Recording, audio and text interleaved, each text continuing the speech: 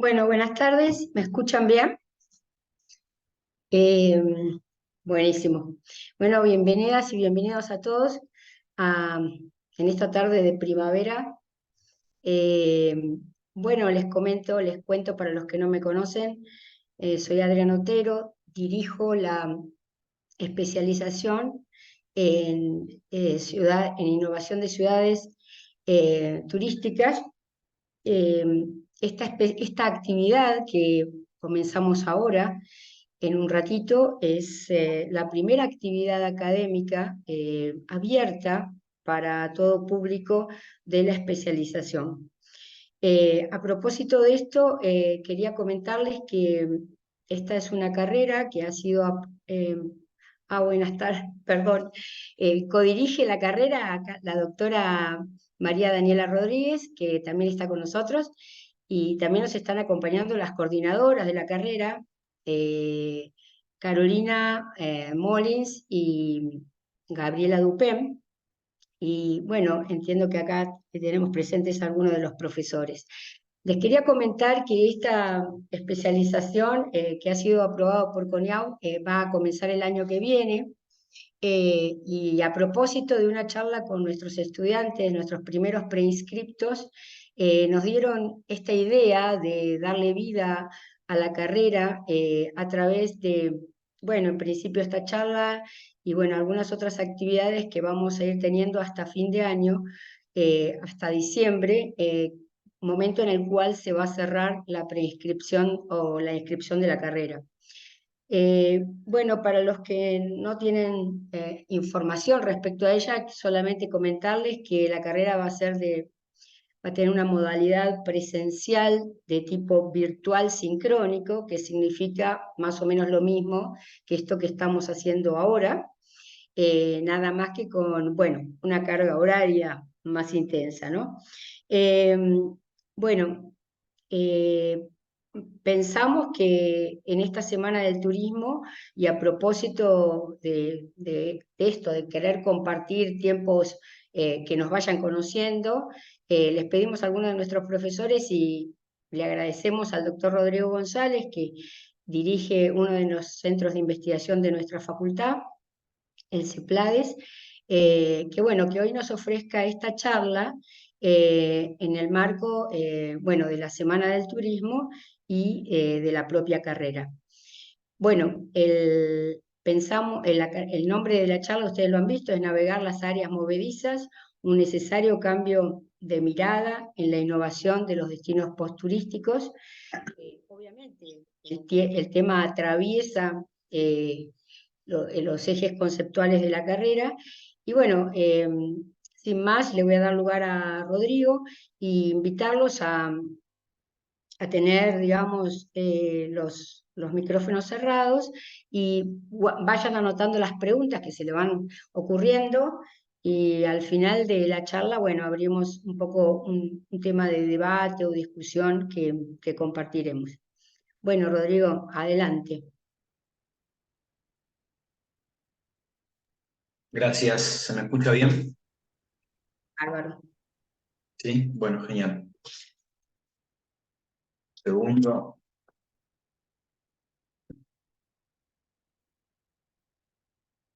En principio, gracias por estar y acompañarnos esta tarde.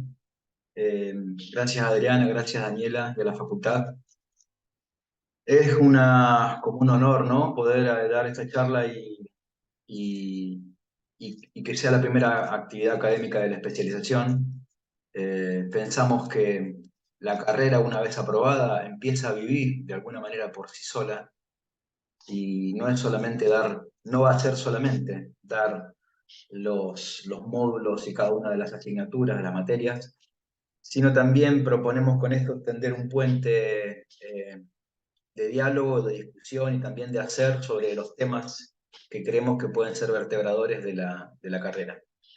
Y en este sentido, pensamos y preparé una charla que no sé hasta qué punto se me va a ir de las manos, porque son muchas diapositivas. Estuve pensando bastante, tuve varios idos y vueltas para tratar de pensar qué poder comunicar.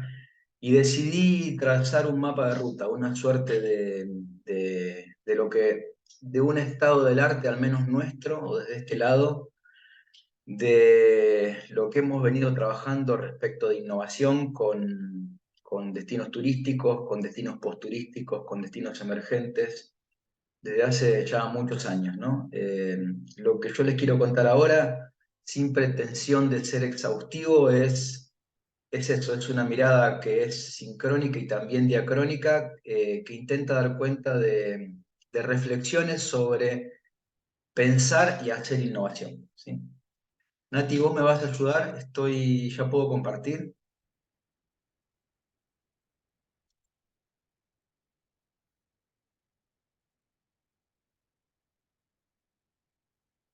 ¿Vos decís que sí? Ahí está.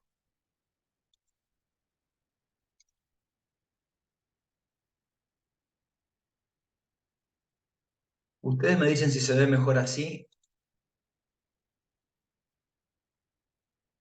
o así. Así, ¿no? Así.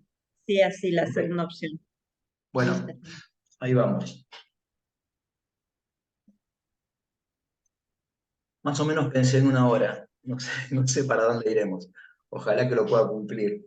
Pero en todo caso, permítanme que después me vaya salteando o vaya viendo algunas cositas para ir hablando de una cosa u otra. ¿Por qué navegar en las arenas movedizas? A mí hace rato que vengo pensando en esta metáfora.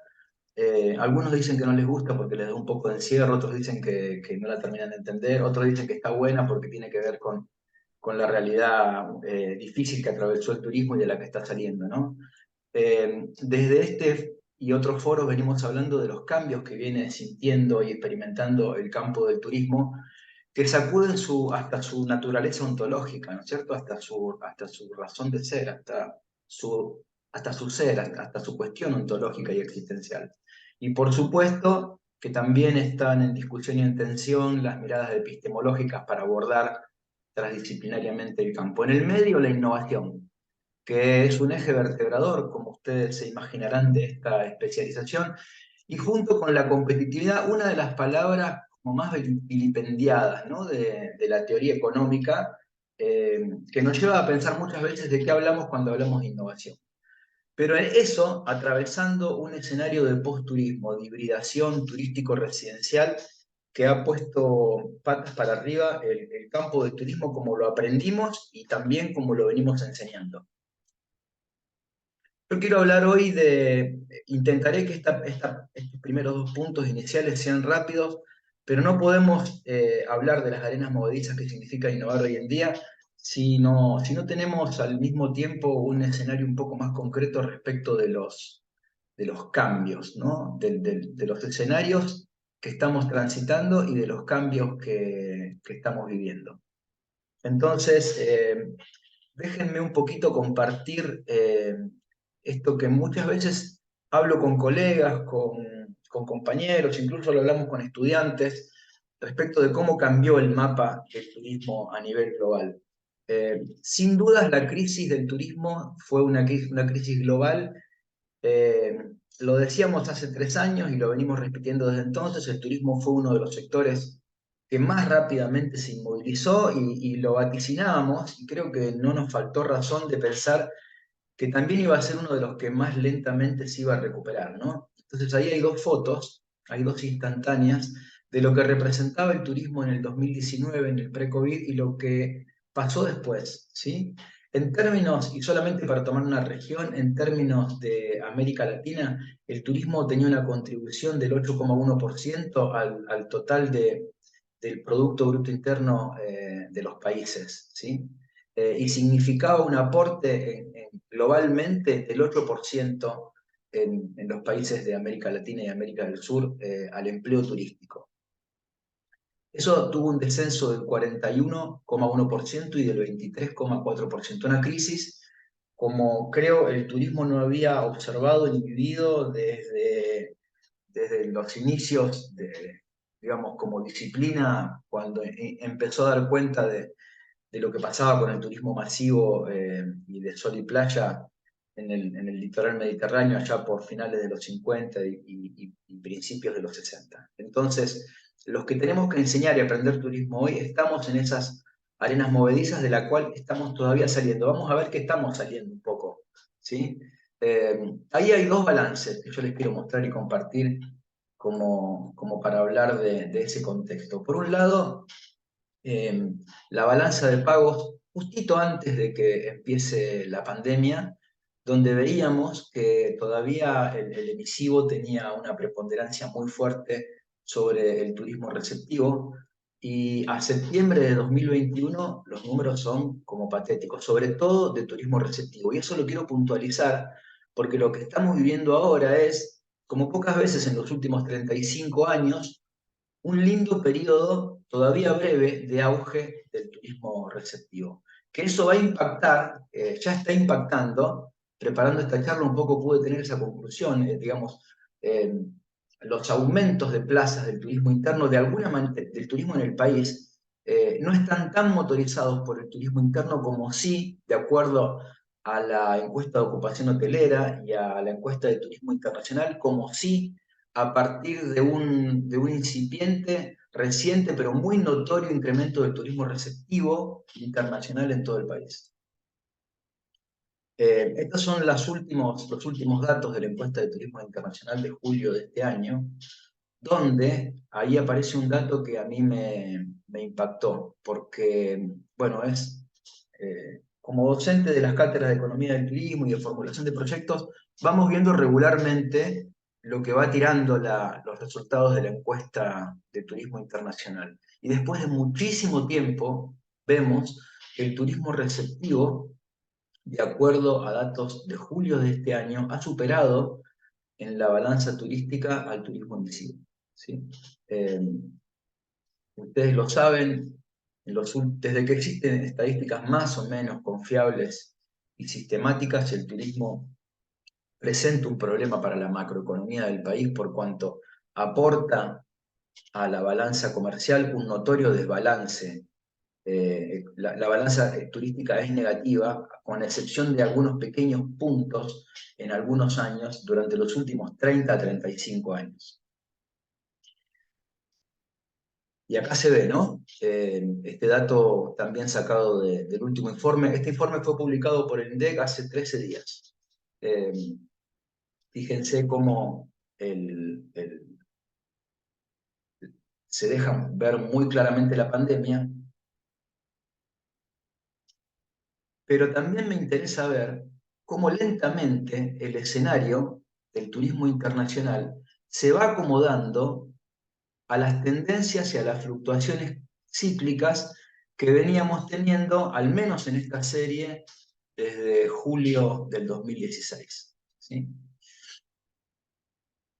Entonces, lo que muestra, ese es el primer dato, se empieza a copiar la tendencia de esas fluctuaciones cíclicas. Evidentemente, estamos en un proceso de recuperación del flujo de visitantes en todo el país. Eh, Hubo un alta del turismo emisivo muy coincidente, como en todos los ciclos anteriores, con los meses de temporada alta estival, pero este es uno de los primeros puntos donde la balanza comercial es positiva a partir de un incremento del turismo receptivo y de una recuperación notoria del turismo receptivo, sin embargo, aún sin superar la tendencia de los años prepandemia. Y esto muestra un incremento también en las pernoctaciones. La verdad que este gráfico para mí fue una sorpresa porque yo esperaba que los resultados fueran mucho más positivos a partir de lo que se percibe cuando uno visita un destino turístico en Argentina, ¿no? Sin embargo, los datos a partir de encuesta hotelera nos permiten apreciar que prácticamente estamos en los niveles prepandemia, ¿sí? Incluso copiando de alguna manera como el mismo ritmo de ese electrocardiograma, con esa, casi copiando las mismas fluctuaciones cíclicas que hace 4 años.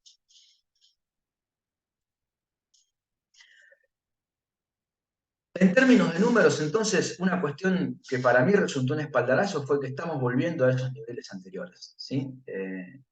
Y casi le diría que ni más ni menos. Lo que sucede es que hay notorios cambios en los comportamientos de los turistas y también del consumo de los territorios, ¿sí? Entonces, en este punto, me gustaría hablar un poquito de los cambios. Me parece que el primer cambio que hay que exponer es que tenemos que poner en crisis de una vez y para siempre qué significa la palabra turismo y hasta dónde representa el complejo juego de movilidades y las dinámicas que intentamos estudiar, ¿sí? Esa definición de la OMT que yo puse ahí, que dice que la palabra turismo comprende las actividades que realizan las personas durante sus viajes y estancias en lugares distintos a su entorno habitual durante un periodo. Lo que vimos muchas veces, lo que estudiamos muchas veces también en las materias introductorias de la carrera, las definiciones a las que volvemos más o menos recurrentemente, la verdad que ya nos queda bastante chico, ¿sí? Porque de alguna manera esa palabra, esa que indica y la etimología es importante, que indica esa vuelta circular, ¿no? Ya es bastante poco predictiva y explicativa de la complejidad del fenómeno. Entonces, empieza a aparecer esta diapo que la escribí por primera vez en una charla que di en el 2020 y que se va llenando de cositas, ¿no? Porque el escenario del turismo post-COVID eh, marca algunos cambios cualitativos y de comportamientos y de consumo de territorios que me parece interesante resaltar para luego pensar qué rol tiene la innovación. En primer lugar, hay claramente una consolidación de un escenario de posturismo, que es algo que nosotros veníamos trabajando en CEPLADES desde hace muchos años, desde 2005, 2006, cuando casi sin saber lo que era nos pusimos a estudiar las migraciones de amenidad. Y con un punto culminante en 2011, 2012, cuando escribimos con Adriana, editamos y ese libro que se llamó La sombra del turismo, donde investigadores y docentes escribieron sobre ese fenómeno de la migración de amenidad, ¿no? La consolidación de un escenario de posturismo implica una hibridación, una mixtura, una cosa nueva entre lo turístico y residencial, un apartarse de la falsa dicotomía característica de los estudios estructuralistas que nos enseñaban que lo turístico era opuesto a lo recreativo, ¿sí? En esa hibridación turística residencial, donde todo el tiempo uno está haciendo turismo o viaja, y donde a su vez el trabajo invade, involucra, salpica, rellena la vida turística, la vida y los espacios turísticos, el turismo definitivamente entra en la vida cotidiana. Y esto cambia radicalmente, y yo creo que para siempre, tanto nuestro objeto como nuestro sujeto de estudio en nuestro campo. Es un cambio profundamente ontológico, ¿sí? Que necesariamente tiene que estar por un cambio acompañado de un seguimiento epistemológico que a través de investigaciones comience a trabajar estas cuestiones de una vez por todas. Acá hay una agenda de investigación imprescindible, ¿sí? Esto implica nuevas búsquedas que están atravesadas por destinos lejanos, por destinos seguros y también por cuestiones que involucran lo nuevo, lo cercano, y esto es la oportunidad de los destinos emergentes. Yo nunca pensé en 2010, 2013, 2012, 2014, cuando salíamos a trabajar en destinos emergentes, invitados por el PROFOD, el Programa de Fortalecimiento de Destinos Emergentes, íbamos a tener una situación así, que nosotros íbamos a poder contarles a los destinos emergentes que una situación de beneficio en términos de posicionamiento de estos destinos iba a ser real y concreta. Muchas veces nos íbamos de esos lugares con la sensación de vender a ciertos espejitos de colores, con la sensación de estar trabajando con las personas y con los actores de esos lugares, de alguna manera y si se quiere, promesas difíciles de cumplir. Porque claro, los destinos emergentes tienen la característica de no tener, de un doble combo difícil de superar. No hay producto, no hay desarrollo de productos o de base productiva, y al mismo tiempo no hay, porque es muy difícil hacer eh, promoción, ¿no? Entonces, es una situación de huevo y de gallina, era una situación de huevo y de gallina difícil de superar. Creo que de este escenario post-COVID, de consolidación de posturismo y de hibridación turístico-residencial, hay dos ganadores que creo que son claros, ¿no? Y lo venimos charlando con muchos colegas. El turismo de cercanías y el turismo en destinos emergentes. La posibilidad de destinos emergentes. Y también me gusta pensar que el nuevo posturista, en un muy particular giro de la historia de nuestro campo y de nuestro sujeto, el turista, es de alguna manera un primo cercano, como un perro que se muerde la cola del primer turista, ese que salía a buscar los confines, ¿no? Eh, las otredades, las nuevas formas de vivir, ¿sí? A mí me impactó mucho cuando leí la vida de Humboldt, cómo era como ese turista romántico que estaba 6 meses recorriendo el río Orinoco y volvía a Berlín a las salas de la aristocracia prusiana y contaba esas otras vidas. El posturista busca esa otredad, busca esas otras vidas, busca esos confines. Lo interesante para seguir trabajando, para pensar y sobre todo para problematizar es que esas otredades, esos confines, ahora están en el barrio de la vuelta, en el pueblo vecino, en nuestra propia provincia, en los relatos de los que podemos echar mano, en los pueblos que tenemos cerca.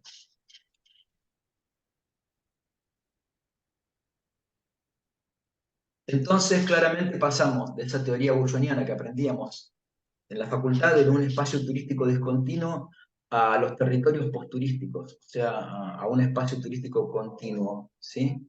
Y esta definición es fundamental en términos de lo que después va a ser el consumo del territorio, porque nosotros crecimos aprendiendo esa teoría donde había elementos de un espacio turístico, no sé, los centros, las áreas, las zonas, los centros, los corredores, las puertas, los destinos puertas, y todo lo que estaba por fuera de eso no era turístico, ¿sí? Hoy donde se pueda contar una historia, donde se pueda poder vivenciar una receta tradicional, donde se pueda conocer un paisaje nuevo, donde pueda visualizarse una forma distinta de encontrar un atardecer, donde pueda uno aprender sobre un paisaje cultural, hay posibilidad de hacer posturismo, ¿sí? Entonces, este cambio es, eh, es ontológico y debe estar acompañado también de una epistemes que razone formas para que los destinos puedan visualizar posibilidades de innovación, de hacer nuevo. Ya vamos a llegar a ese punto. Como una mini conclusión, lo que se rompe es la dicotomía de turismo versus vida cotidiana, definitivamente. Esta dualidad estructuralista necesita nuevos vectores de investigación y de entendimiento porque no va más.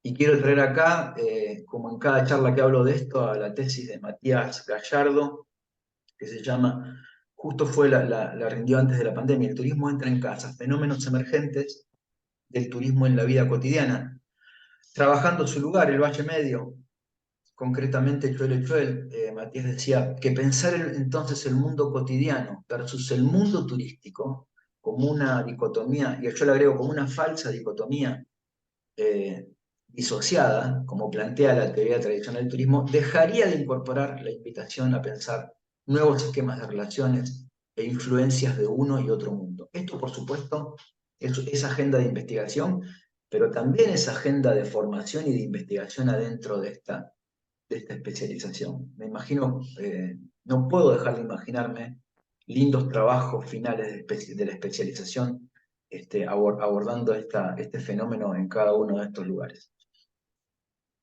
Y ahí Matías se te encontraba, ¿no?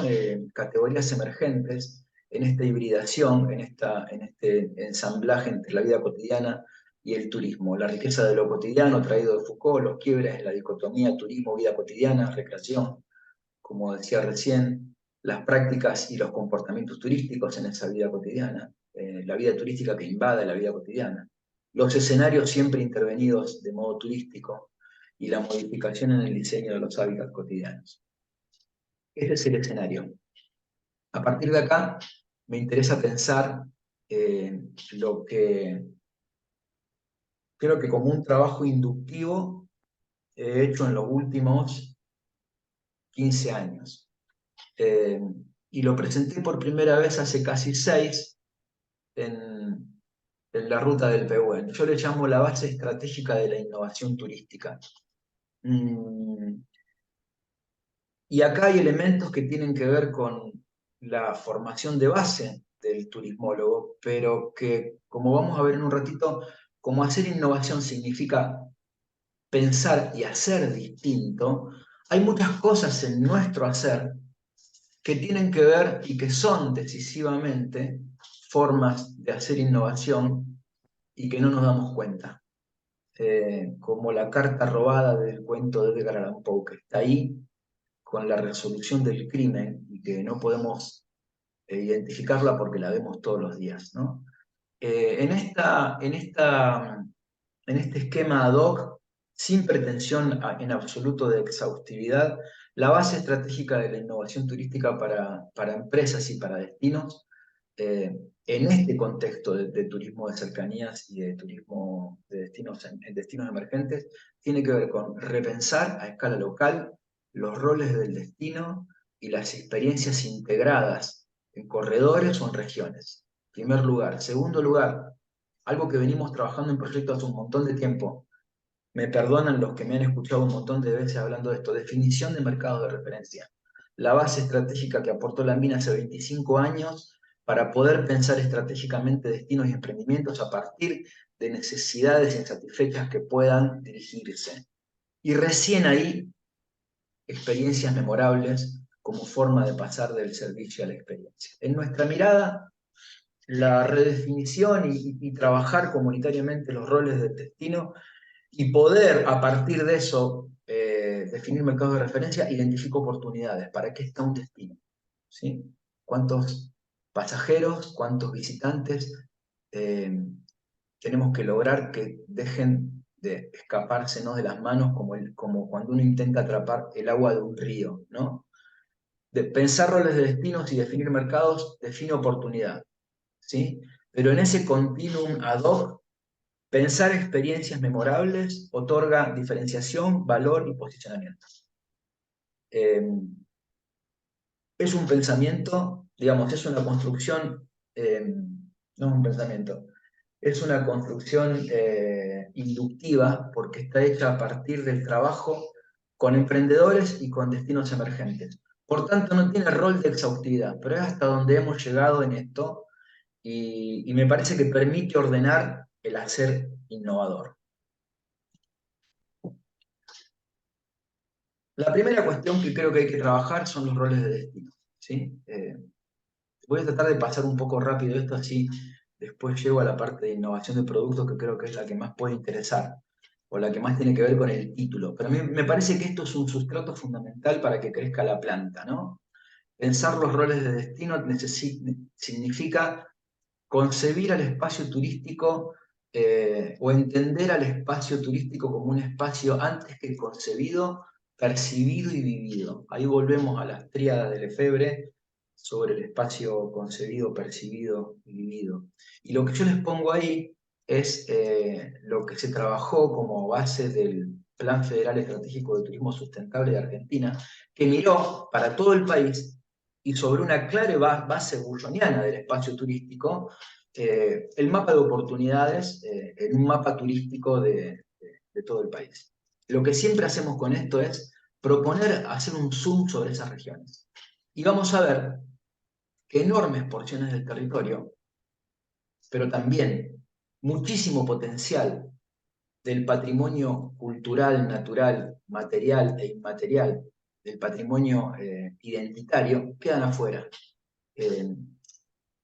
La velocidad de los cambios ha hecho que esto, que tenía una base, al menos el documento que recuerdo, hacia el año 2020, la documentación está sacada de un impreso del año 2011, la velocidad de los cambios, digo, ha hecho que esto quede, no voy a decir en el olvido, pero anacrónico, ¿sí?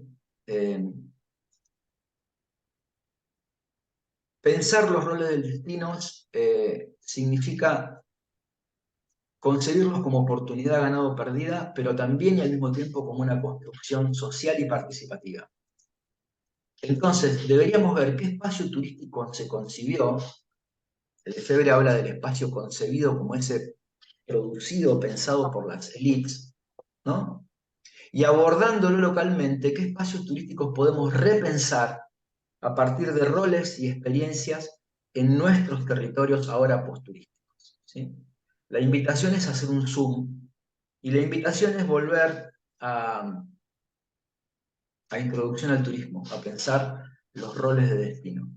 A nosotros nos llama la atención, a mí me llamó mucho la atención, y es algo que estamos trabajando en los casos donde podemos acercarnos a trabajar con comunidades, como esto que está acá, que es de introducción al turismo de primer año, no está, no está conocido, no está trabajado, no está transferido a los gestores públicos locales, ¿no? Los roles como centro de estadía, de distribución, de escala o de excursión. Este nivel de racionalidad, nuestro campo todavía no ha logrado hacer la transferencia necesaria, porque es el ABC que cualquier director de turismo debe poder tener a mano para trabajar comunitariamente para qué está su equipo en ese torneo, para qué está cada destino, ¿sí? Bien, acá hay un ejemplo clarito que lo hicimos hace 15 años, de definición de roles del espacio en un corredor turístico Tucumán-Catamarca, ¿no? Y a partir de ahí hemos venido trabajando en cada caso donde nos toca eh, llegar y poder trabajar con estas comunidades, casi que es un ABC poder definir esos roles del espacio, y lo que siempre vemos y descubrimos es que poco se conoce de esto, pero al mismo tiempo qué incapaces hemos sido como transferencistas, como extensionistas, para poder acercar esta racionalidad, para poder repensar las oportunidades y las vocaciones de los territorios ahora posturísticos. La segunda cuestión asociada a eso es definir mercados de referencia. Es la base estratégica que plantea Lambín para poder pensar estas preguntas, ¿no? ¿Qué oportunidades de negocios hay? ¿A partir de qué necesidades insatisfechas puedo encontrar y trabajar? Y en vinculación con los emprendedores, ¿cómo pueden vincularse estas oportunidades con los propios proyectos de la fuerza emprendedora? ¿Qué es lo que motoriza también la vida del destino a partir de la innovación? La pregunta es, ¿estamos en los mercados que debemos o queremos estar? ¿Que queremos o debemos estar?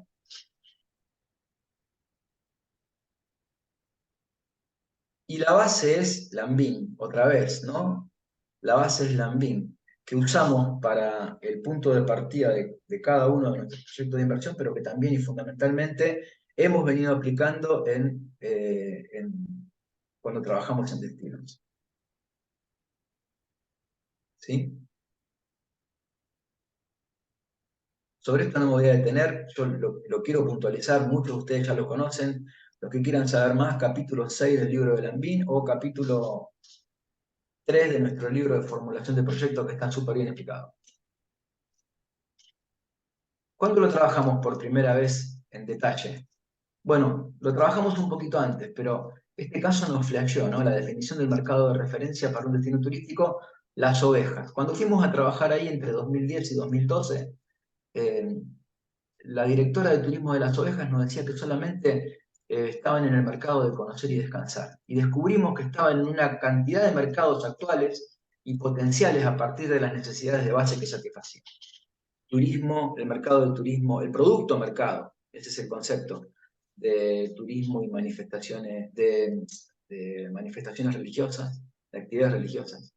Turismo de pesca deportiva, turismo cultural a través de los arreos, turismo naturaleza, turismo activo, conocer y descansar, ¿sí? Fiestas y festivales populares, turismo científico de intereses especiales.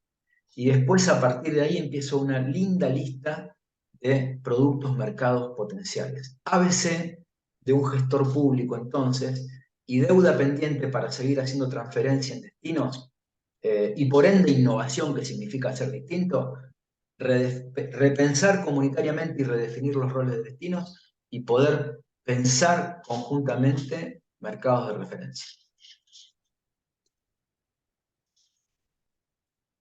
Bueno, más o menos media hora para la introducción. Nos metemos un poquito con innovación, hasta donde lleguemos. Esa fue la apuesta, tratar de contar todo. Vamos a ver hasta dónde llegamos. A mí me enseñaron hace más de 15 años y no me lo olvidé más, que la creatividad es definitivamente el insumo de la innovación. Porque la creatividad significa pensar diferente. Y nosotros tenemos un montón de gente, un montón de organismos, un montón de instituciones, un montón de colectivos que piensan diferente. Lo clave y la diferencia con la innovación es que la innovación es hacer diferente, es poner el cuerpo, es realizar, es meter mano, ¿sí? Y eso para mí marca una diferencia sustancial, porque la innovación es hacer. En eso no puede haber innovación sin creatividad, es claramente el insumo. Pero creatividad sin hacer se transforma en algo que se llama delirio, ¿sí? Y el delirio está cercano a la frustración. Entonces, la primera cosa que creo compartir para hacer innovación es animarse a hacer. Lo interesante de esto es que no hay que tenerle miedo a la innovación porque hay muchas escalas de hacer innovación. Y nosotros podemos hacer innovación de formas muy diferentes, todos los días, y lograr mejoras incrementales.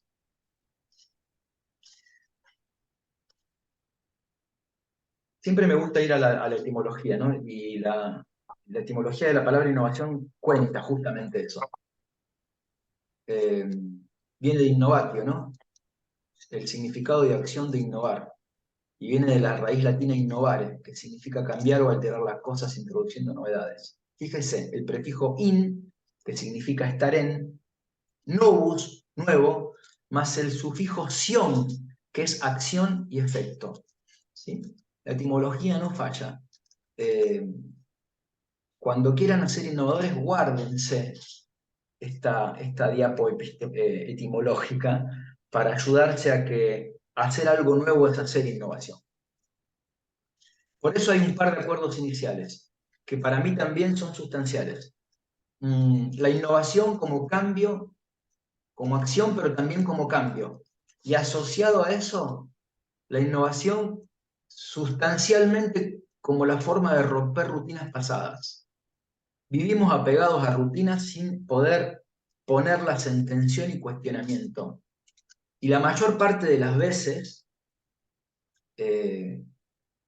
a nivel de emprendimientos, cuando lo vemos, a nivel de destinos y hasta en nuestra propia vida, no innovamos porque nos quedamos pegados a formas pasadas que no cuestionamos, por mandato, por comodidad, por zona de confort, por desgano. La innovación no es una palabra nueva.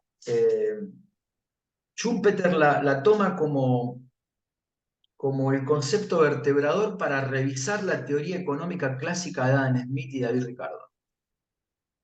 Y la definición ya va a tener 60 años, ¿no? Él habla de una nueva combinación de medios de producción. Schumpeter trata de dar cuenta desde la ciencia económica del progreso de ciertas economías en la posguerra, ¿no es cierto? Y él establece esas 5 situaciones de cambio donde se hace presente la innovación. La introducción de un nuevo bien, de un nuevo método de producción, a un nuevo mercado, una nueva forma de aprovisionamiento, y también la creación de una nueva organización o en cualquier industria. 30 años después, en los 90, el clásico Peter Drucker vuelve a la innovación remarcando, subrayando el concepto como una oportunidad para un negocio diferente, ¿no? Crear un recurso. Boccherini y Jodl hace 20 y pico de años lo trabajaban como esto de romper las rutinas pasadas, ¿sí? Romper las rutinas pasadas para resolver problemas y aprender. ¿sí? Lo podemos ver al revés. El proceso de aprendizaje está vinculado con la innovación, porque aprender se logra principalmente resolviendo problemas y rompiendo rutas. Y dan esas tres preguntas que a mí me parece que también son de recontra agenda. ¿Cómo se puede resolver mejor lo que se está haciendo hasta ahora? ¿Qué se puede resolver de un modo diferente? Pero además y fundamentalmente, ¿qué otros problemas que no vemos, y como no lo vemos, como esa carta robada, no lo resolvemos, qué otros problemas se pueden comenzar a resolver? Eh, Paso rápido por acá. El sentido es mostrarle la cuestión de la innovación en su anclaje en la teoría económica a partir de Schumpeter hace casi 60 años. Lo que Schumpeter hace es promover la función de producción, donde dice que el crecimiento, el desarrollo y el crecimiento de una región, de un país, de una nación, está en función de una serie de factores. Y él identifica fuerzas materiales que están compuestas por los factores típicos de producción que aprendemos en economía, el factor trabajo, el factor tierra y el factor capital, como los medios de producción producidos, valga la redundancia, en la traducción. Pero también y fundamentalmente las fuerzas inmateriales, que están dadas por los hechos técnicos y por los hechos de organización social. Y ahí es donde él ve a la innovación como causa del desarrollo, que se explica bien en la diapo que sigue, me parece. ¿Sí? Eh, ¿Por qué? Porque los factores materiales, Schumpeter dice que los factores materiales, los factores tradicionales de producción, la tierra, el capital y el trabajo, son la raíz son la raíz de los componentes del crecimiento económico. En cambio, son los cambios tecnológicos y sociales, y ahí viene la tecnología, la innovación, y fundamentalmente el ambiente sociocultural local, regional y de un país, los que ejercen el impacto decisivo eh, para el desarrollo económico. ¿Sí? Entonces, esta dualidad eh, que aprendemos también en la facultad, cuando vemos economía, eh, la diferencia entre crecimiento económico y desenvolvimiento de desarrollo económico está justamente en la incorporación de esos factores inmateriales donde la innovación es clave, donde la innovación es clave. Por eso Schumpeter habla que el verdadero cambio está puesto a partir del empresario innovador, que es el que introduce en los procesos productivos, y yo agrego productivos, innovaciones incrementales e innovaciones radicales. Y esto está bueno también para trabajarlo, como varias de las cosas que venimos diciendo, a nivel destino y a nivel emprendimiento. Las innovaciones incrementales pueden ser entendidas como esos escalones, como esas pequeñas modificaciones, como esos pequeños haceres diferentes para ir logrando cosas mejores. Una vidriera, una mejor folletería, una imagen, el trabajo cada vez más especializado con el manejo, la administración y el seguimiento de una red social, el desarrollo de nuevos satisfactores o productos individuales, el posicionamiento de en un nicho de mercado, la posibilidad de alcanzar nuevos segmentos de consumidores a partir de alguna de estas innovaciones incrementales, como mejoras sustanciales en el producto, como trabajar con el personal en contacto. ¿Sí? Esas innovaciones incrementales forman parte del día a día, de los escalones que Schumpeter establece como imprescindibles, pero que son del día a día, hasta que en algún momento proponen, por la suma de ellos, o por un mismo ambiente innovador, y como él lo explica en este sentido, ¿no? como fuerzas concéntricas que generan un efecto de acumulación, llega la innovación radical, cuando se supera el umbral, ¿sí? Por ejemplo, cuando se alcanza un nicho de mercado. Por ejemplo, cuando se innova conceptualmente transformando el servicio en experiencia. Por ejemplo, cuando se realizan asociaciones a partir de unión o clúster de empresas o de microempresas y se alcanzan como nuevos, digamos, nuevos horizontes de rentabilidad, pero también de posicionamiento empresarial. Por ejemplo, cuando se innova sustancialmente en los planes de negocio y por caso una empresa empieza a ser empresa B y categoriza o homologa, no me sale la palabra, pues empresa B, ¿no? La innovación gradual es el insumo, la innovación gradual e incremental es el insumo para las innovaciones radicales y deben poder ser entendidas como un continuum de espiral eh, de círculo virtuoso. Ahí va. Bueno, hay muchas otras definiciones. Yo creo que tomé esta y me parece que ninguna otra más para poder ir a alguna agenda de lo que hacer. Rivero Duque, Pérez y Martínez Llover plantean esta pirámide de innovaciones que a mí me parece interesante porque establece el sustrato en las innovaciones de temas operativos, en el cómo hacer. Porque como un upgrade, a partir de ahí pasan las innovaciones de productos o servicios, que es el eje de lo que voy a contar ahora. Porque a partir de eso define innovaciones estratégicas o rumbos, y porque a partir de eso innova en temas directivos. Lo incluí acá porque si queremos ir pensando en esos temas que vengo contando como agenda de innovación, esta pirámide también puede organizar la prioridad y el lugar en la organización o en el destino, ¿sí? Desde lo operativo al producto o servicio, a lo estratégico, a lo directivo. Había una más y era importante. Cuando hablamos de innovaciones, usualmente hablamos de innovaciones de producto, eh, y cada vez más, y le voy a dedicar un rato al final, las innovaciones de producto pasa por lo experiencial y lo sociocultural, ¿sí? Poco de lo que importa en ese restaurante está en la mesa y es todo lo que está alrededor. Las innovaciones de proceso son las formas de hacer, y está puesta un poco adrede todo lo tecnológico, ¿no? Como tecnología dura. Había participado hace 5 años en una FIT, en una fitura en España, y daban los 10 principales, los 10 premios a los emprendimientos más innovadores. 9 eran sobre procedimientos digitales. Y lo que quiero poner acá, casi como una ironía, es eh, que, que tanta pantalla, que, tanta, que tanto reflejo y acción sobre lo digital nos saca del foco de poder pensar procesos de innovaciones socioculturales con tecnologías blandas. Algunos autores también hablan de innovaciones de marketing al poder trabajar o darse el lugar para trabajar, para correrse de la llamada miopía de marketing y trabajar con más desarrollo las estrategias de marketing, ¿no?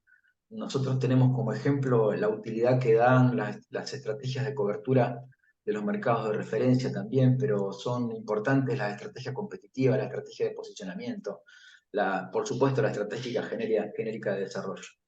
Y también hay innovaciones de gestión institucionales. La primera tiene que ver con el hacer mancomunado, con la horizontalidad, con el hacer asociativo, con sumar voluntades y sinergiar. Y la última tiene que ver con la vinculación institucional e interinstitucional para pensar destinos comunes, ¿no? Estas últimas dos formas de hacer innovación creo que son críticas todos los destinos que conocemos y visitamos. Voy a prender la luz porque me estoy quedando a oscuras.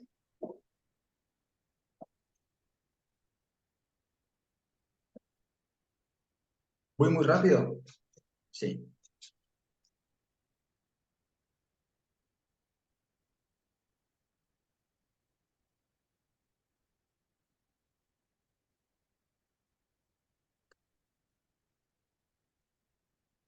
Bueno,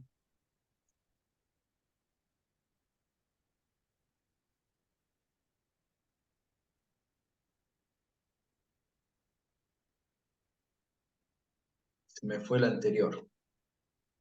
Acá está. Algunos ya me habrán escuchado hablar de esto. Finalmente, la innovación que nosotros más trabajamos son las innovaciones de concepto, que tienen como dos vertientes, las experiencias significativas y las innovaciones culturales. Y un primo, ¿sí? O un hijo no del todo reconocido todavía, que son las empresas B. Este gráfico del Charter Institute of Marketing, viejo, 18 años, llega a las innovaciones de concepto partiendo de la innovación básica, que son mejoras concretas en los productos o los servicios, pasando por zonas de innovación relativa, que tiene que ver con poder acceder a nuevos mercados, y establece finalmente la innovación de concepto como aquellos que disrumpen en propuestas de valor y modelos de negocio revolucionarios. Y nosotros creemos que dar el salto del servicio a la experiencia, de proponer nuevos modelos de negocio, significa una innovación de concepto, ¿no? Y eso está dado en nuestro quehacer, y nuestro grupo de CEPLADES lo viene trabajando, algunos con más énfasis en las experiencias significativas y otros en las innovaciones socioculturales. Voy a hablar un poquito de esto.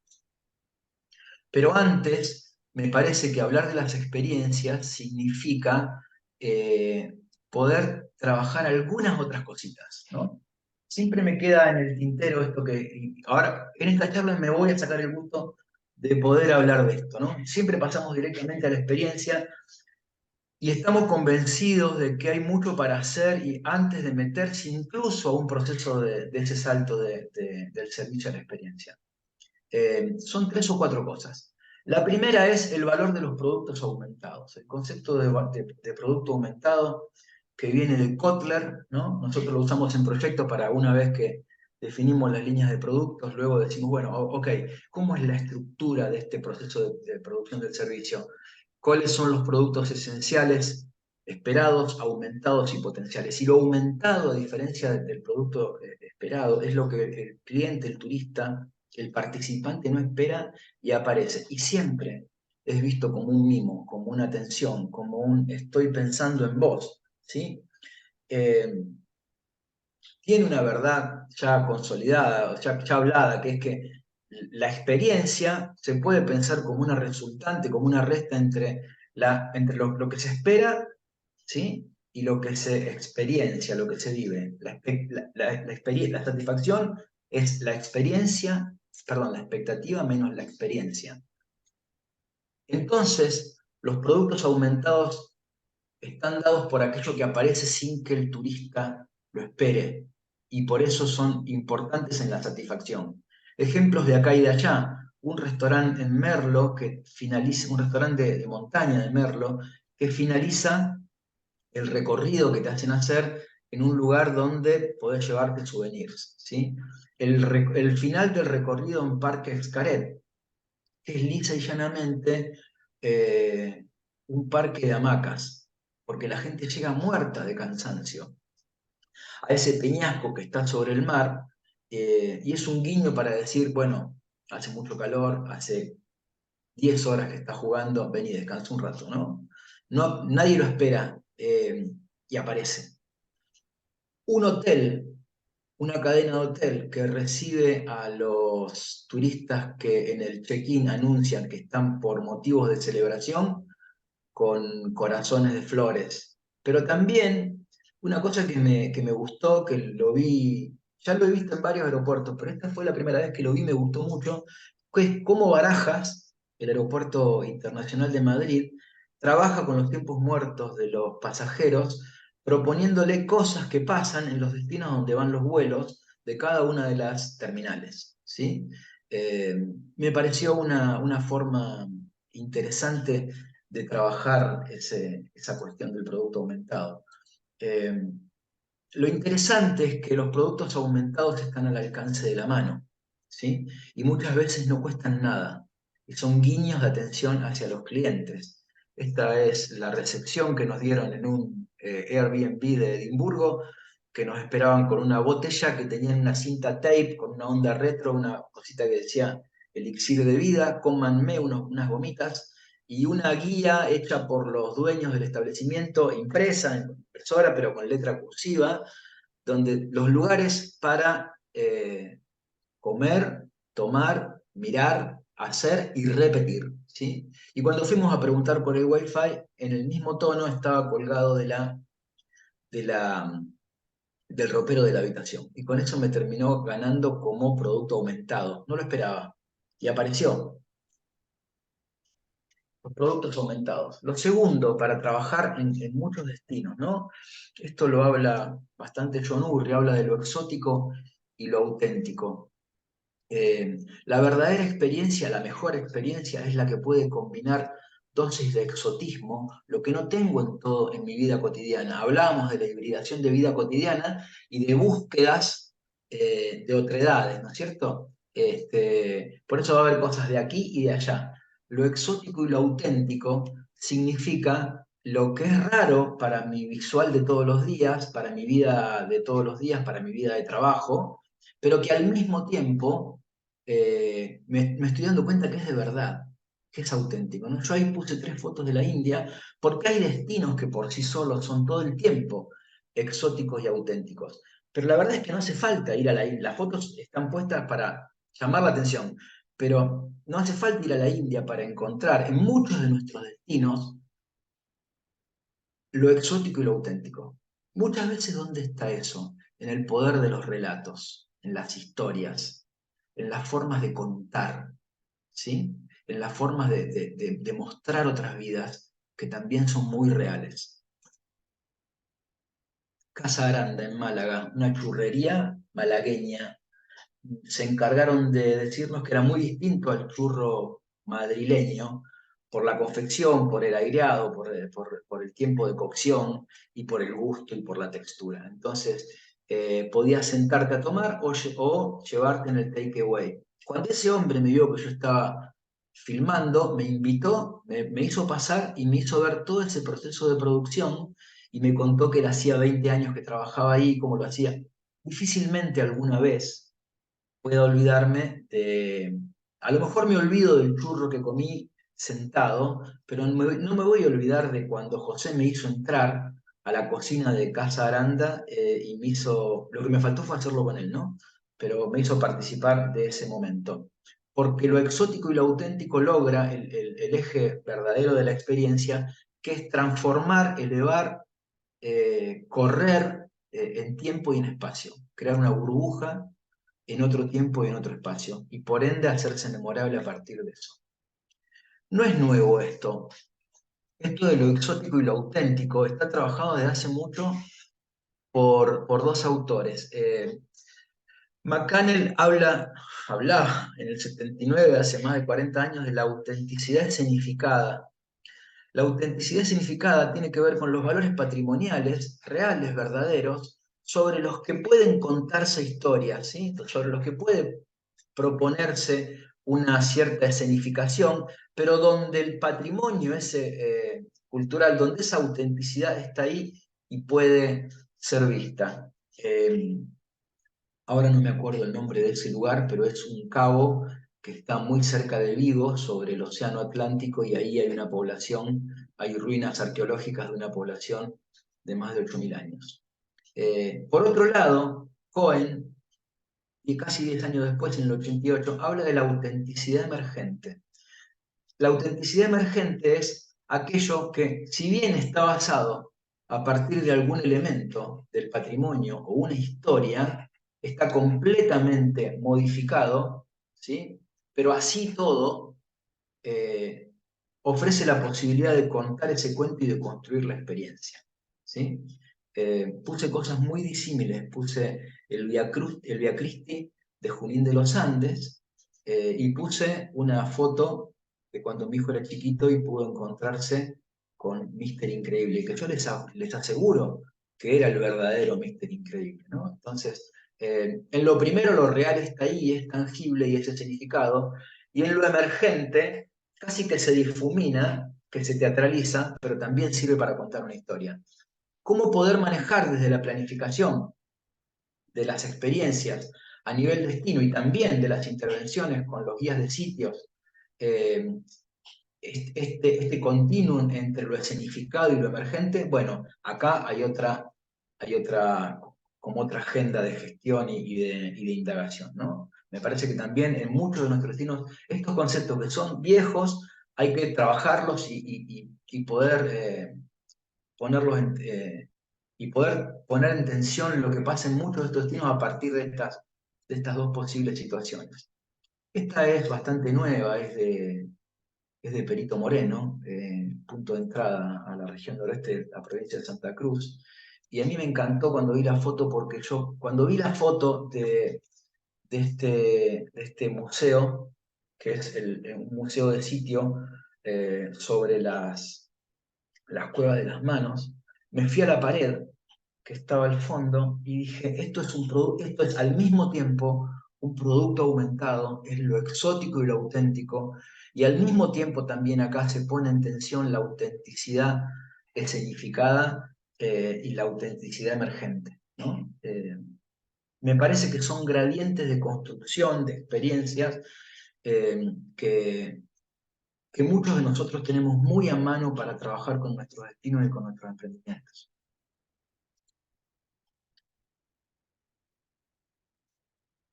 Una cuestión interesante, empiezo a ir cerrando. Una cuestión interesante es trabajar las innovaciones socioculturales, ¿sí?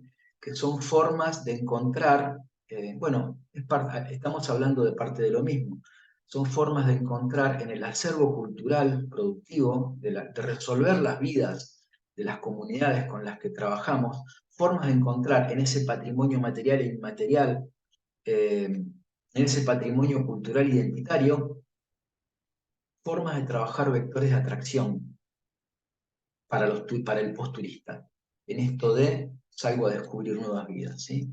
Esto es algo que hicimos hace casi 10 años en CEPLADES. Es un trabajo que dirigió Adriana, que se llamó Emprender en el entorno rural, turismo, innovación y territorio. ¿Sí? Era orientado a emprendedores y gestores urbanos del Alto Valle y el Valle Medio. Aquí y allá. Yo contaba esto como cuestión sociocultural, pero también vaya si no es una autenticidad escenificada. Eh, y yo creo que es más emergente, ¿no? Eh, la plaza central de Glasgow, con dos, no una, dos estatuas ecuestres del general Wellington, que fue, si mal no recuerdo, el que venció a Napoleón en Waterloo, y que es un símbolo del Imperio Británico. Pues los británicos le pusieron no una, dos estatuas ecuestres a los residentes de Glasgow, la capital escocesa. ¿Y qué hacen los Glaswegian todos los días de su vida? Se burlan, le ponen un cono en la cabeza a las dos estatuas. Esto empezó en los 70 o principios de los 80.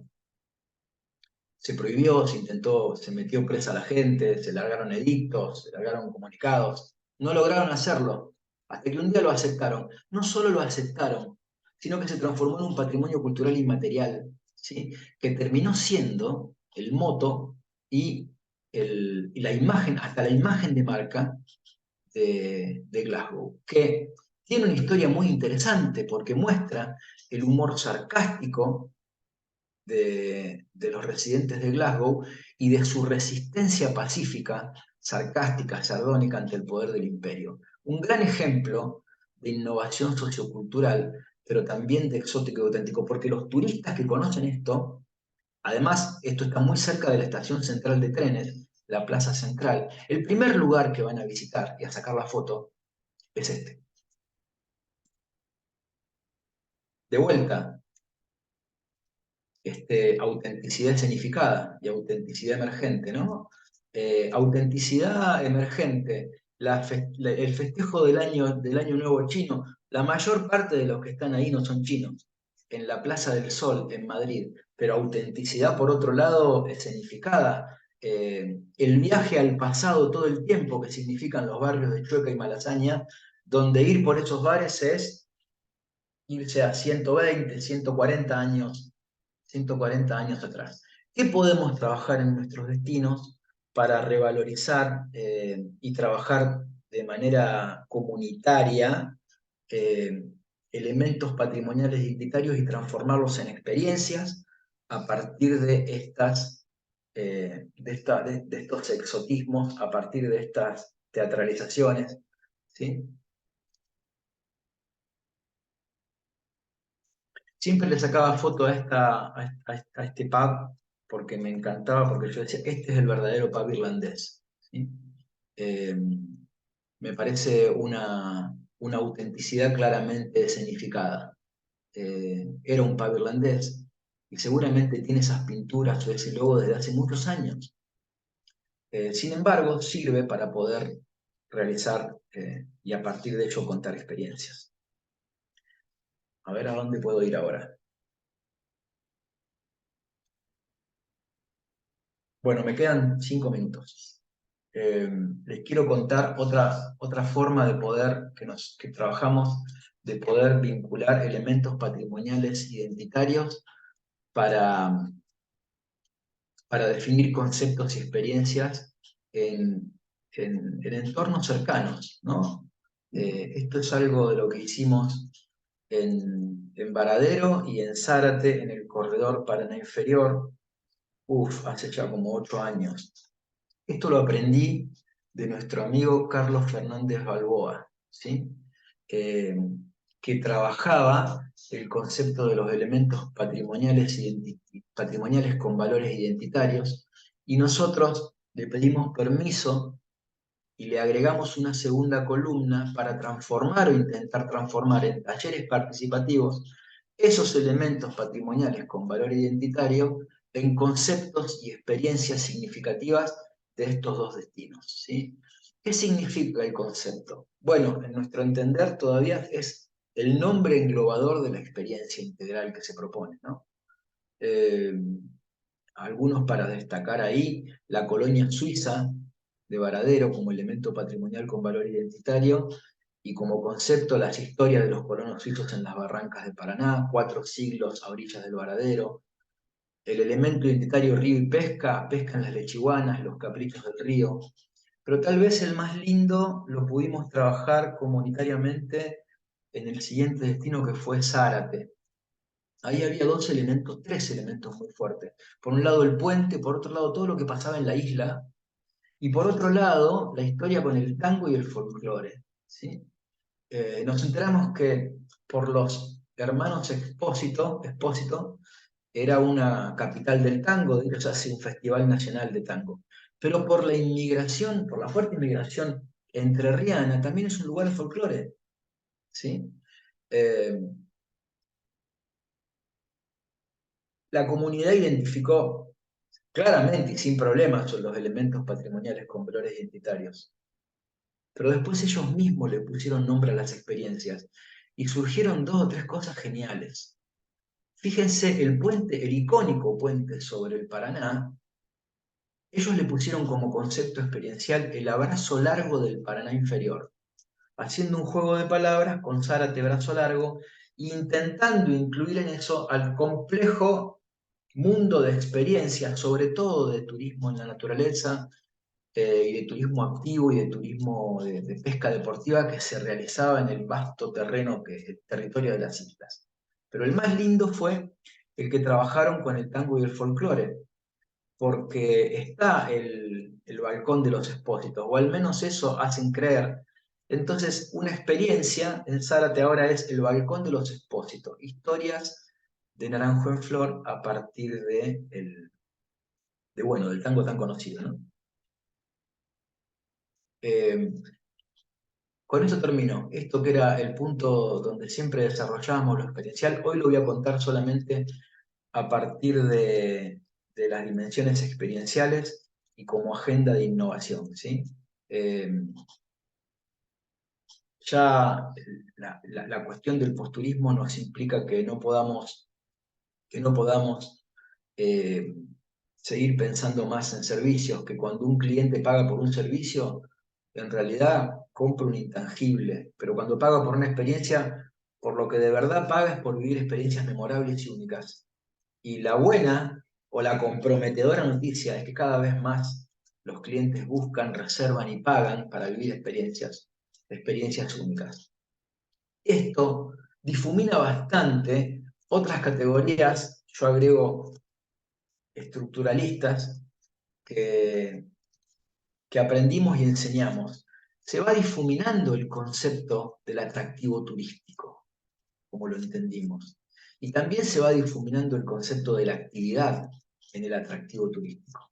Se trata de dar un paso más allá del diseño del producto al diseño de experiencias significativas y memorables, entendiendo que hace rato, por lo menos 15 años, en Argentina, esto es de Payne y Gilmore del 2000, por lo menos 15 años acá, que la verdadera posición competitiva de diferenciación ya no la da brindar servicios, sino sobre todo y fundamentalmente teatralizar experiencias.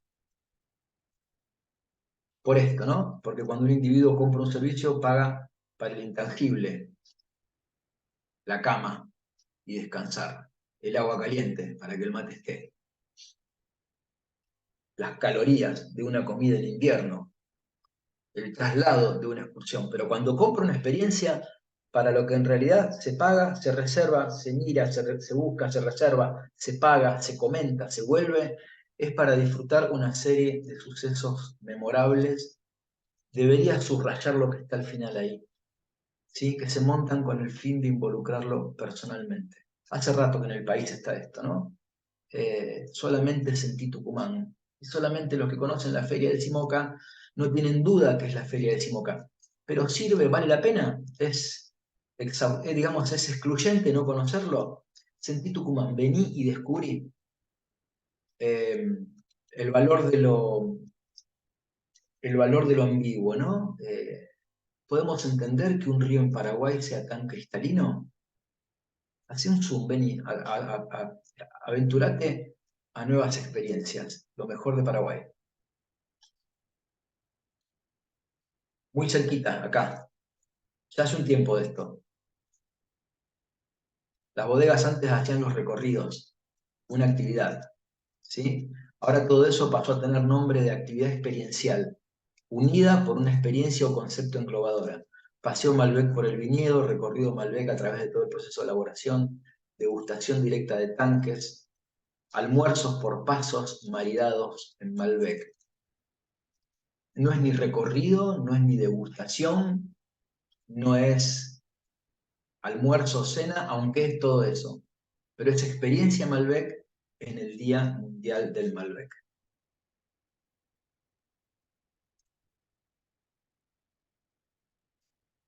El final es en donde partimos. Esto es toda otra charla, esto es todo otro seminario, pero no quiero, bueno, quiero terminar un poquito en esto, ¿no? El punto de partida al final para desarrollar experiencias con todos esos insumos todavía es pensar en estos dos ejes de absorción e inversión y de diferente participación para trabajar 4 ejes experienciales que en nuestra experiencia de campo más o menos se cuentan y se entienden y se implementan con este sentido. Primero lo estético, el componente estético para hacer el gancho visual, para que el, el cliente, el turista, el participante se quede un rato. Todo entra por los ojos.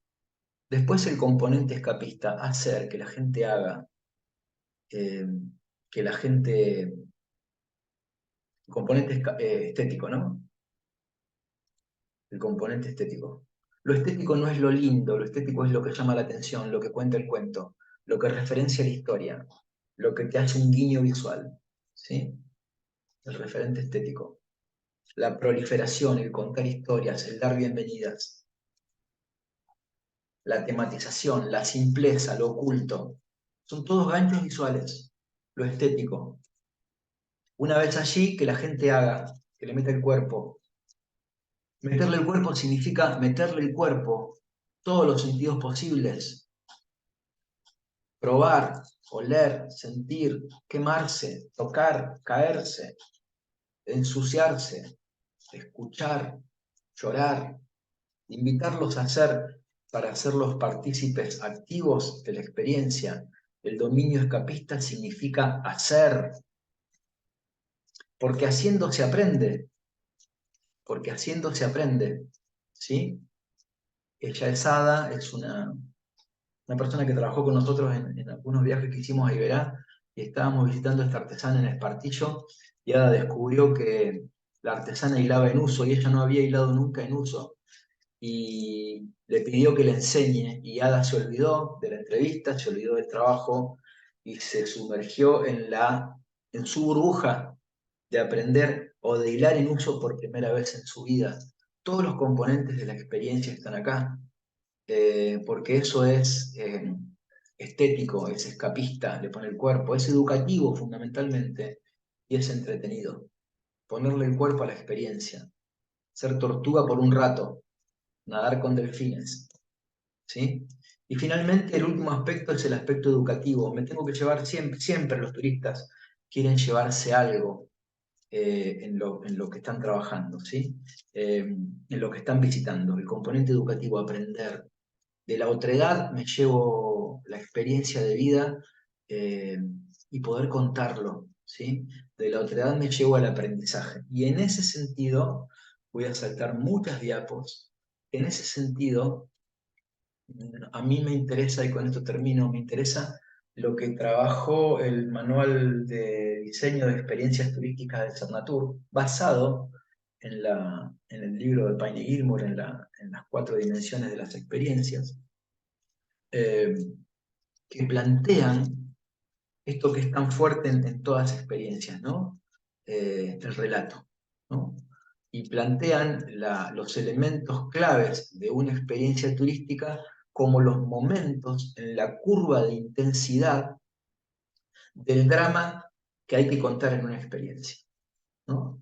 Eh, Me gusta la última, ¿no? Una curva dramática con subclímax, para poder tener momentos de narración que involucren esas 4 dimensiones de la experiencia, pero que también trabaje lo exótico y lo auténtico, pero que fundamentalmente recupere y saque de la manga esta historia del- de los productos aumentados, ¿no? Al alcance de la mano. Eh, el tema ni ahí está agotado. Me propuse poder contar cómo los subtítulos de lo que estructura lo que pensamos como innovación microempresarial y de destinos fundamentalmente emergentes y de- de lugares donde trabajar turismo de cercanía. Ojalá que haya sido como una introducción para trabajar muchos de estos temas eh, con los inscriptos en la especialización para poder tender puentes de diálogo y de reflexión y de trabajo conjunto con los otros profes, colegas, y para que haciendo eso, el laburo, el trabajo en la especialización, además de formar gente, también sea poder pensar críticamente el nuevo hacer en los destinos de nuestro país y de América Latina en los nuevos contextos que son tan cambiantes y tan evolutivos. Bueno, hasta acá llegué. Ojalá que les haya gustado y les agradezco mucho y quedo dispuesto a las preguntas que me quieran hacer, si es que tienen. Bueno, muchas gracias, Rodrigo. Ahora Gaby nos va a ayudar a organizar el tema de las preguntas. Hola Rodrigo, Hola, Gabo. hermosa tu ponencia, ¿cómo estás? Bueno, ahí hay muchos interesados, parece, en la especialización, ¿eh? Al menos por privado me han ido diciendo eso.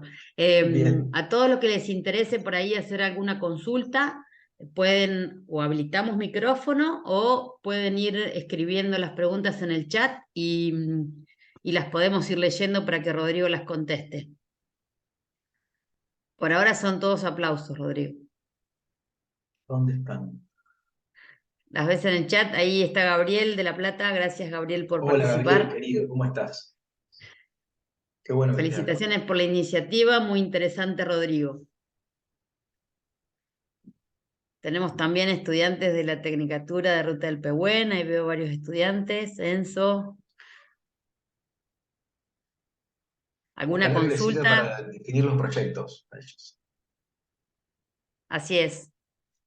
Excelente charla y los temas tratados. Alejandra Álvarez. Te cuento que hay participantes de Tucumán que también están muy muy contentos y emocionados de que los hayas nombrado. Por ahí está Virginia, Bueno, ahí está buenísimo. Virginia escribiendo. Excelente, Rodrigo, me quedé súper enganchada con el diseño de experiencias. Bueno, Hola, ¿alguna Romina. pregunta? ¿No quieren hacer ninguna pregunta? A lo mejor los atolondré. Hablé de mucho. Hablaste mucho, me parece, Rodrigo. Nando Carrizo, muchas gracias, Rodrigo. Romina Pisech, como siempre, excelente. Saludos desde Corrientes. Noelia Albornoz, saludos desde La Pampa. Uy, está re federal, qué buenísimo.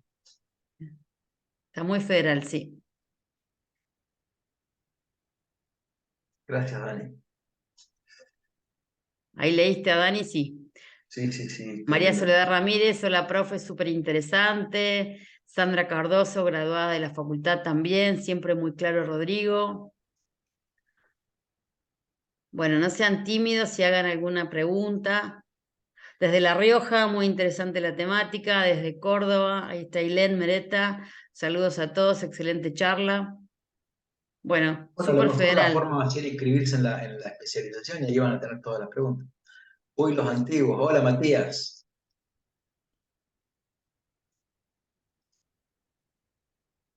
Sí, ahí les vamos a dejar que cualquier cosa, hay muchos que, bueno, tienen nuestros WhatsApp también, así que para cualquier consulta, ahí Nati les está dejando el formulario de inscripción o para que puedan ver la información de la carrera. Y para cualquier consulta se pueden dirigir también a nuestros correos o a nuestros WhatsApps. Una cosa que yo no Tan- pregunté, y la pregunto así sin guiones, si la charla va a quedar grabada, porque estaría bueno, pensando que hay tanta gente de tantos lugares distintos, Va a de quedar tantas grabado en filosofías YouTube. distintas, Sí, sí, para multiplicarla después, ¿no? sí. Sí, ya lo organizamos con Nati. Buenísimo. Sí, Paola, está grabando Natalia, así que va a estar grabada y la vamos a poder compartir sin ningún problema. Ahí Ahí, Paola dice muy... ahí Ailén plantea algo, a ver, ¿se animará a contarlo? Ailén, ¿querés habilitar el micrófono o leo Hola, tu Lucía. pregunta?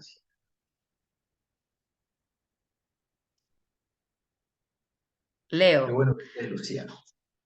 Ailén A ver, dice, ¿experiencias o casos? Ay, se me fue.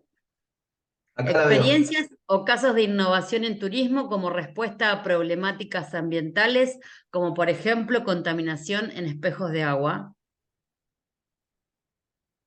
Bueno, no sé a qué se referirá, pero entiendo que el desarrollo de, digamos, si nosotros entendemos que una oportunidad grande en el desarrollo de experiencias es la tematización y como ejes de esa tematización, la construcción de relatos, pues ahí hay un tema, hay como un campo lindo, interesante para trabajar la cuestión de la educación ambiental y la sensibilización sobre la recuperación de ambientes en algunos lugares. Y claro, definitivamente, un poco a eso iba cuando también decía que se difumina ese concepto del atractivo físico, ¿no? Y de la actividad, ¿sí?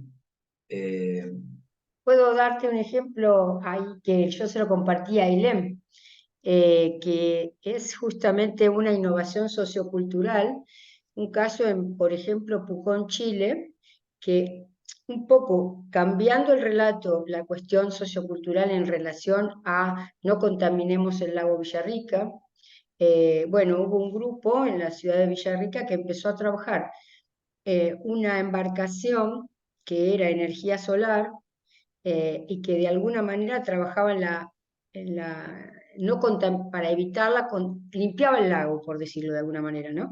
Y eso se convirtió en sí misma, la embarcación, en un lugar de interpretación de la cuestión ambiental, es decir, de lo que se estaba haciendo en el lago. Entonces había una innovación en el relato, había una innovación tecnológica, pero también había una innovación sociocultural. Así que creo que es común y tiene que ver con lo que ella nos está planteando, con un problema ambiental, ¿no es cierto?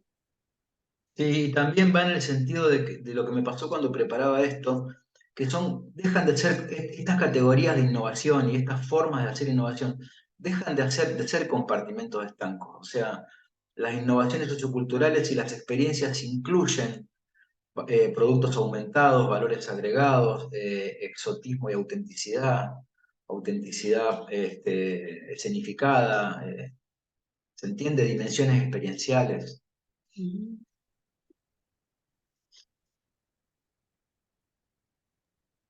Por eso me gustó el Gracias, Rodrigo. ejemplo, nada, el ejemplo que quería contar, el de Perito Moreno, ¿no? Que lo puse ahí, cuando lo vi me pareció que era un poco de todo eso, ¿no? Y después Ujú. cuando volví a McCannel era un poco eso, era lo que quería decir. Bueno, Ahí te ¿se, agradece Ailén, dice que está se de entendió, polizona en Ailén? otro lado y que no puede usar el micrófono.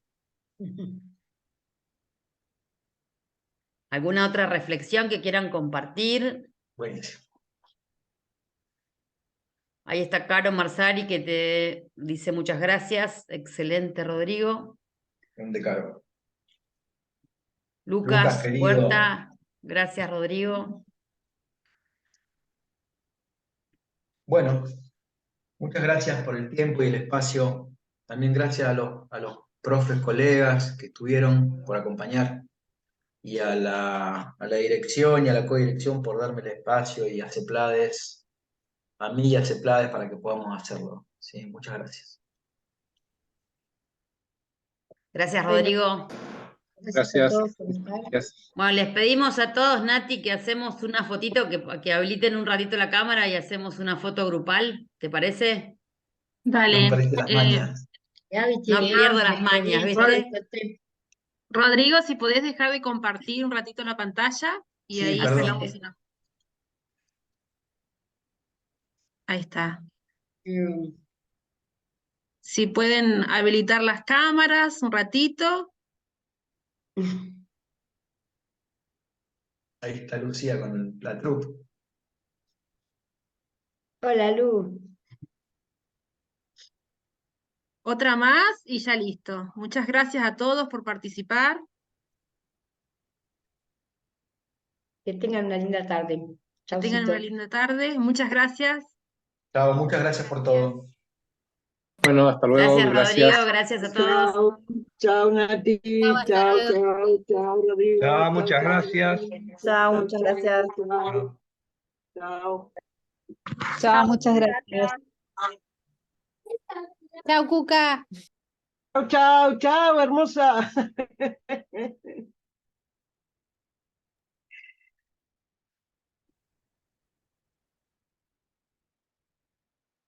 Y chao, Gaby.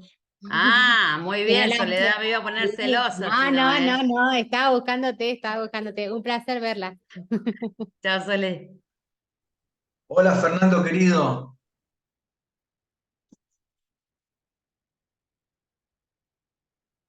Fernando Carrizo.